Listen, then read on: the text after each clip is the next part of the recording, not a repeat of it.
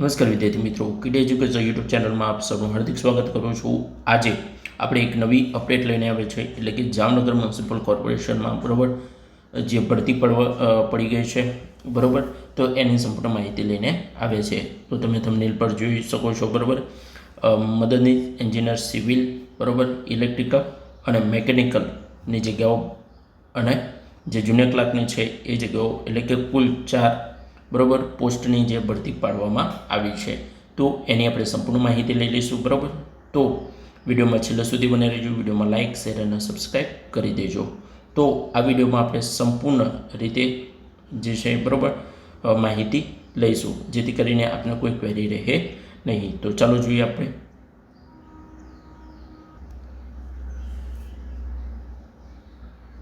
તો મિત્રો, આપણે આવી ગયા છીએ એમના જે જામનગર મહાનગરપાલિકાનું ઓફિશિયલી નોટિફિકેશન જાહેર થયું છે બરાબર, તેના પર. તો પહેલી એક તમારે પ્રશ્ન રહે છે બરાબર, ફોર્મ ક્યારથી ભરાય છે, તો તેના વિશે માહિતી લઈ લઈએ. તો જે ફોર્મ છે બરાબર, 1/7/2024 બપોરના 12 કલાકથી ફોર્મ ચાલુ થશે અને 21/7/2024 રાત્રિના 12 વાગ્યા સુધી તમારે ફોર્મ ભરી શકાશે બરાબર. અને એ કઈ સાઇટ પર ફોર્મ ભરાશે, તો ઓજસ વેબસાઇટ મારફતે તમે ઓનલાઈન એપ્લિકેશન એટલે કે અરજી કરી શકો છો. અહીંયા તમને વેબસાઇટ પણ જોવા મળે છે બરાબર. ojas.gujarat.gov.in પર તમે સર્ચ કરશો તો 1/7/2024 બપોરના 12 કલાકથી તમે ફોર્મ ભરી શકો છો બરાબર. તો આ માહિતી તમને ક્લિયર થઈ ગઈ હશે. હવે આપણે જગ્યા વાઇઝ બરાબર શું પગાર ધોરણ છે એની વિશે ચર્ચા કરી લઈએ.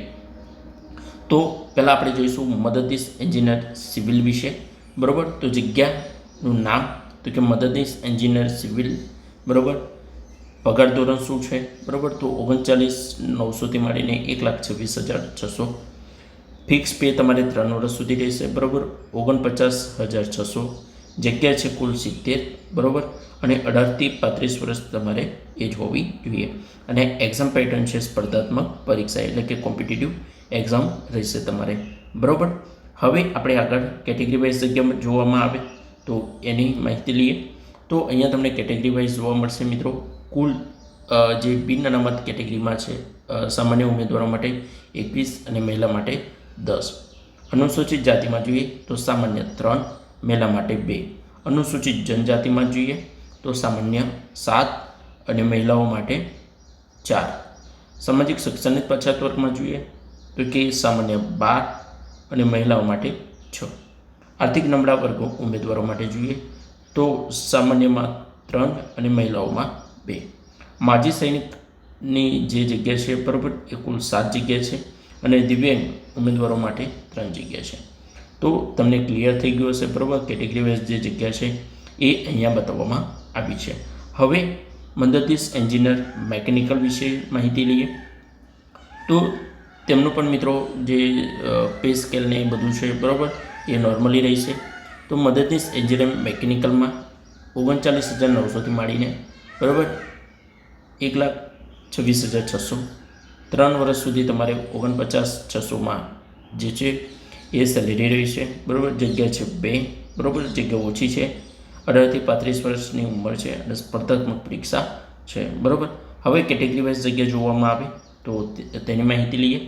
તો સામાન્યમાં 1 જગ્યા બરાબર અને આર્થિક નબળા વર્ગમાં 1 જગ્યા બરાબર. તો માત્ર 2 જગ્યા છે અને બંને સામાન્ય ઉમેદવારોની છે. લેડીઝો માટે જગ્યા નથી બરાબર. તો અહીંયા તમને ક્લિયર થઈ ગયું હશે. હવે આપણે મેકેનિકલ મદદનીશ એન્જિનિયર ઇલેક્ટ્રિકલ માટે આપણે જોઈએ તો મદદનીશ એન્જિનિયર ઇલેક્ટ્રિકલ 39,900થી માંડીને 1,26,000 પગાર રહેશે. 3 વર્ષ સુધી તમારે 49,600 સેલેરી રહેશે. ફિક્સ પે 3 જગ્યાઓ છે બરાબર. અને 18થી 35 વર્ષ તમારે વયમર્યાદા રહેશે. સ્પર્ધાત્મક પરીક્ષા છે બરાબર. તો હવે આપણે કેટેગરી વાઇઝ જગ્યા જોવામાં આવે તો એ પણ મિત્રો તમારે સામાન્ય રીતે બરાબર 1 જગ્યા છે બિન અનામતમાં અને આર્થિક નબળા વર્ગમાં સામાન્ય 1 જગ્યા છે. તો આ બી તમને ક્લિયર થઈ ગયું હશે. હવે આપણે મેઇન જે ટોપિક છે બરાબર, તો એના વિશેમાં ચર્ચા કરી લઈએ. તો જુનિયર ક્લાર્ક કમ કમ્પ્યુટર ઓપરેટર એટલે કે જુનિયર ક્લાર્કની જે છે એ ભરતી પાડવામાં આવી છે બરાબર. તો જગ્યાનું નામ છે જુનિયર ક્લાર્ક કમ કમ્પ્યુટર ઓપરેટર. સેલેરી રહેશે 19,900થી 63,200. તમારું 3 વર્ષ સુધી ફિક્સ પે રહેશે, બરાબર. 26,000 સુધી તમારે સેલેરી રહેશે. અને જગ્યાની સંખ્યા છે 67. 18થી 35 વર્ષ તમારે એ જોશે, બરાબર, વયમર્યાદા. અને સ્પર્ધાત્મક પરીક્ષા છે.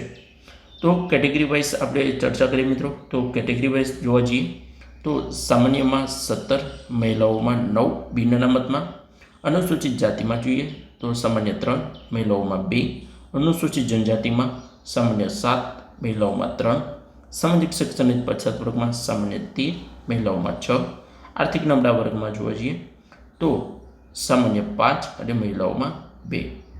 માજી સૈનિકમાં 6 જગ્યા છે અને દિવ્યાંગ અનામત ઉમેદવારો માટે 3 જગ્યા છે.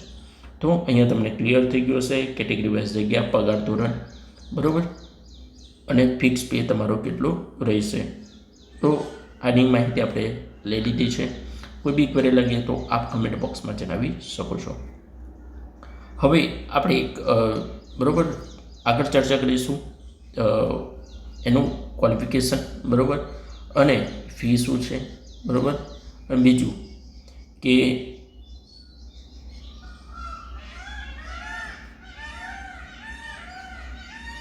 હવે આપણે શિક્ષણ લાયકાત વિશે ચર્ચા કરીએ, બરાબર મિત્રો, જેનાથી આપણે ક્લિયર થઈ જાય. તો શિક્ષણ લાયકાતમાં જોવા જઈએ મિત્રો તો મદદનીશ એન્જિનિયર, બરાબર, મદદનીશ એન્જિનિયર સિવિલની જે છે, બરાબર, પોસ્ટ હતી એની શૈક્ષણિક લાયકાત શું માંગ્યું છે તો માની યુનિવર્સિટીમાં બીટેક અથવા તો બેચલર સિવિલ ઓફ એન્જિનિયર અથવા તમારે ડિપ્લોમા ઇન સિવિલ એન્જિનિયરિંગ 2 વર્ષનો અનુભવ હોવો જોઈએ, બરાબર. ડિપ્લોમા ઇન સિવિલ એન્જિનિયર અને 2 વર્ષનો અનુભવ હોવો જોઈએ. અધિક મદદનીશ એન્જિનિયર તમારે મેકેનિકલમાં તો માની યુનિવર્સિટીમાં બીટેક કરેલું હોવું જોઈએ, બેચલર ઓફ મેકેનિકલ, બરાબર, એન્જિનિયરિંગ અથવા ડિપ્લોમા ઇન મેકેનિકલ એન્જિનિયરિંગ 2 વર્ષનો અનુભવ હોવો જોઈએ. ત્રીજું જોઈએ મદદનીશ અધિક મદદનીશ એન્જિનિયર ઇલેક્ટ્રિકલ તો માની યુનિવર્સિટીમાં બીટેક એટલે કે બેચલર ઓફ ઇલેક્ટ્રિકલ એન્જિનિયરિંગ અથવા તો ડિપ્લોમા ઇન ઇલેક્ટ્રિકલ એન્જિનિયરિંગ 2 વર્ષનું હોવું જોઈએ. તો અહીંયા તમારી શિક્ષણ લાયકાત છે, બરાબર, એ ક્લિયર થઈ ગઈ હશે. હવે આપણે આગળ જોઈએ તો જુનિયર ક્લાર્ક કમ કમ્પ્યુટર ઓપરેટર તો માની યુનિવર્સિટીમાંથી મિત્રો તમારે ગ્રેજ્યુએટ ક્લિયર હોવું જોઈએ, બરાબર. આ જે છે એ 12 પાસની, બરાબર, 12 પાસ પર ભરતી નથી. તો તમારે મેક્સિમમ તમારે ગ્રેજ્યુએશન BCom, BA, BCA, બરાબર, એ રીતે તમારે ક્લિયર કરેલું હોવું જોઈએ. એટલે કે કોઈ પણ તમારે વિદ્યા શાખામાંથી તમારે યુનિવર્સિટીમાંથી તમારે ગ્રેજ્યુએટ કરેલું હોવું જોઈએ, કોઈ પણ કોર્સ હશે, બરાબર.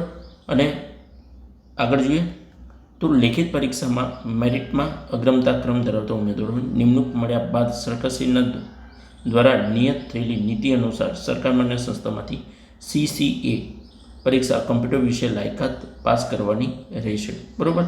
આ રહેશે એ છે તમારે જો તમે ક્લિયર થઈ જાઓ છો, બરાબર, મેરિટમાં પાસ થઈ જાઓ તો તમારે CCA એક્ઝામ છે, બરાબર, આપવાની રહેશે ગવર્મેન્ટ સંસ્થામાંથી અને એ ક્લિયર કરવાની રહેશે. તો આ બી તમે જોઈ શકો છો, બરાબર. જુનિયર ક્લાર્કનું છે એ તમારે ગ્રેજ્યુએટ પર ભરતી છે, બરાબર. હવે આપણે આગળ ચર્ચા કરીએ, બરાબર. તો અહીંયા તમે જોઈ શકો છો, બરાબર, CCA એક્ઝામની લાયકાત વિશે પૂછવામાં આવ્યું છે, બરાબર.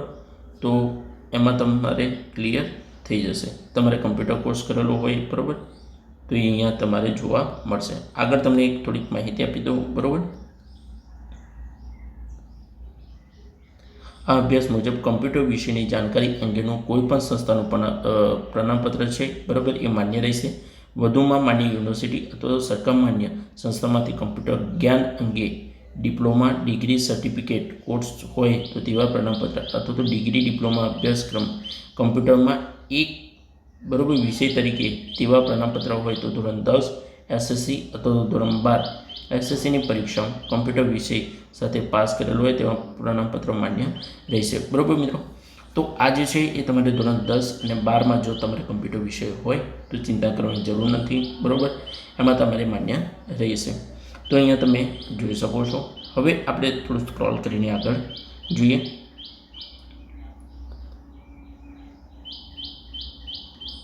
આ તમારે રાષ્ટ્રીયતા વિશે બરાબર જે છે એ માહિતી. વય મર્યાદા તો મિત્રો તમને ખબર હશે બરાબર, 18થી જે 35 વર્ષ હોવી જોઈએ બરાબર. આ જે છે એ છૂટછાટ આપવામાં આવે છે બરાબર, એ તમારે એટલું કંઈ બરાબર માયને નથી રાખતું. એક વખત તમારી કેટેગરી વાઇઝ તમારે જોઈ લેવાનું છે. અજમાયશ ગાળા વિશે આપણે માહિતી લઈ લઈએ.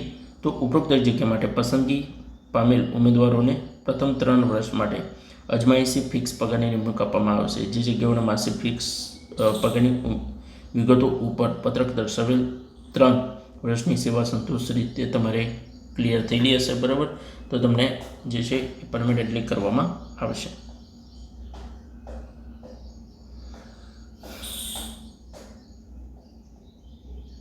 હવે આપણે જોઈ લઈએ બરાબર એના અભ્યાસક્રમ વિશે, એટલે કે સિલેબસ વિશે. તો ઘણા બધા વિદ્યાર્થીઓને સિલેબસમાં બરાબર થોડી ક્વેરી થતી હોય છે, તો એક વખત જોઈ લેજો. અધિક મદદનીશ એન્જિનિયર બરાબર એની રૂપરેખા છે, એટલે કે સિલેબસ છે બરાબર.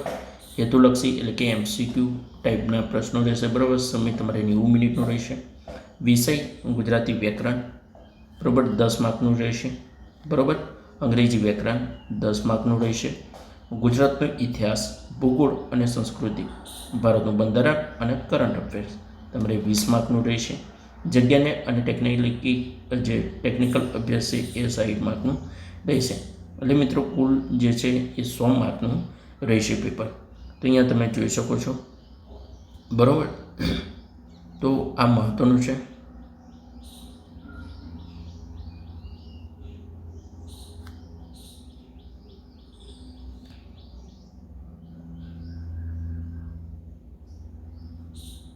બરાબર, તમારે ધોરણ 35 એટલે કે 100 માર્કમાંથી ઓછામાં ઓછા 35 ગુણ મેળવવાના ફરજિયાત રહેશે બરાબર. આ રીતે એનું ક્વોલિફિકેશન છે બરાબર. સૌથી હાઈએસ્ટ માર્ક આવશે એ ક્લિયર થશે બરાબર. તો અહીંયા અલગ અલગ માહિતી આપી દીધી છે બરાબર. લિખિત પરીક્ષા માર્ક આધારે કેટેગરી વાઇઝ મેરિટ તૈયાર કરવામાં આવશે. ઉપરોક્ત જગ્યાએ લિખિત પરીક્ષા માટે ટેકનિકલ અભ્યાસ વિષયો અંગ્રેજી વ્યાકરણ, ગુજરાતી વ્યાકરણ, સામાન્ય જ્ઞાન વિષયવસ્તુ ધોરણ 10ની સમકક્ષ હશે બરાબર. તો ધોરણ 10નું સુધીનું તમારે જે છે બરાબર એ પૂછવામાં આવશે. તો અહીંયા તમે જોઈ શકો છો. હવે ઉપરોક્ત જગ્યાની લિખિત પરીક્ષા માટે નેગેટિવ માર્કિંગ નથી મિત્રો. તો નેગેટિવ માર્કિંગ આમાં નથી, તો એ સારું એવું કહેવાય બરાબર. તો અહીંયા તમે જોઈ શકો છો. હવે જુનિયર ક્લાર્ક બરાબર એ જે છે એ દરેક જે સિવિલ, ઇલેક્ટ્રિકલ અને મેકેનિકલના જે ઉમેદવારો છે એમના માટે હતું. હવે જુનિયર ક્લાર્કની ચર્ચા કરીએ તો અહીંયા તમે જોઈ શકો છો બરાબર. MCQ ટાઈપ રહેશે, 90 મિનિટનો સમય રહેશે તમારે એક્ઝામનો. ગુજરાતી વ્યાકરણ 20 માર્કનું રહેશે. અંગ્રેજી વ્યાકરણ 20 માર્ક. કમ્પ્યુટર 30 માર્ક બરાબર. અને ગુજરાતનો ઇતિહાસ, ભૂગોળ અને સંસ્કૃતિ જે ભારત બંધારણ અને કરંટ અફેર્સ તમારે 30 માર્ક, એટલે કુલ તમારે 100 માર્કનું રહેશે બરાબર. ભારત તમારે ગુજરાતી, અંગ્રેજી અને કમ્પ્યુટર પર છે બરાબર. તો તમે જોઈ શકો છો. બીજી જે મિત્રો માહિતી છે એ એકદમ બેઝિક હશે બરાબર. હવે આગળ જોઈ શકો છો કે આ જગ્યા માટે ઉમેદવારો પસંદગી લિખિત પરીક્ષા અને કમ્પ્યુટર પ્રોફિશિયન્સી ટેસ્ટ આધારે કરવામાં આવશે. આના પછી તમે ક્વોલિફાઈડ થશો બરાબર, તો કમ્પ્યુટર પ્રોફિશિયન્સી ટેસ્ટ આધારે તમને લેશે બરાબર.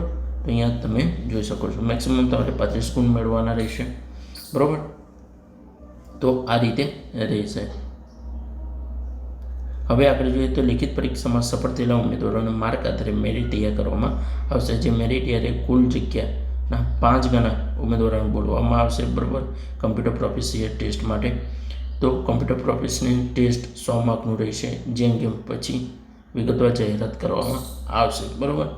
તો એના પછી જે છે એ જાહેરાત કરવામાં આવશે. જુનિયર ક્લાર્કની જગ્યાઓ માટે આખરી મેરિટ બંને સફળ થયેલી ઉમેદવારો લિખિત પરીક્ષામાં 100 માર્ક અને કમ્પ્યુટર ટેસ્ટના 100 માર્ક મળીને 200 માર્કમાંથી બરાબર જે મેરિટ છે એ તૈયાર કરવામાં આવશે. એટલે તમારી કુલ જે એક્ઝામ છે 200 માર્કની રહેશે બરાબર. તો અહીંયા તમે જોઈ શકો છો.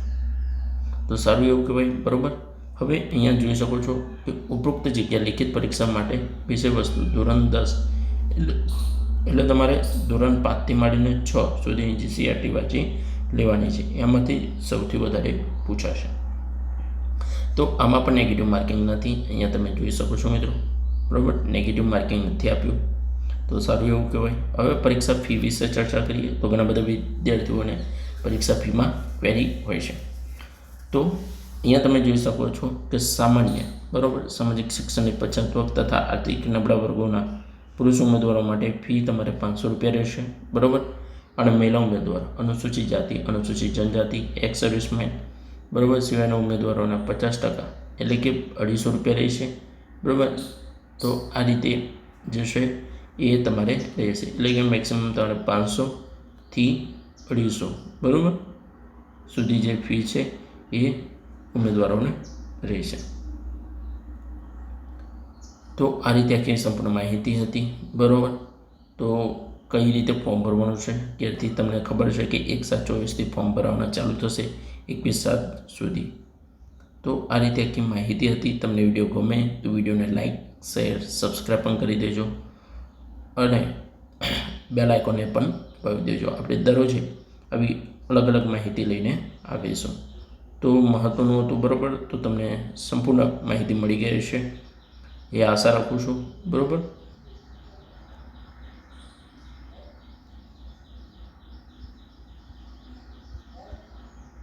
તો ચાલો મિત્રો, એક નવા વિડીયોમાં આપણે ફરી મળીએ. તો રજા આપજો. નમસ્કાર.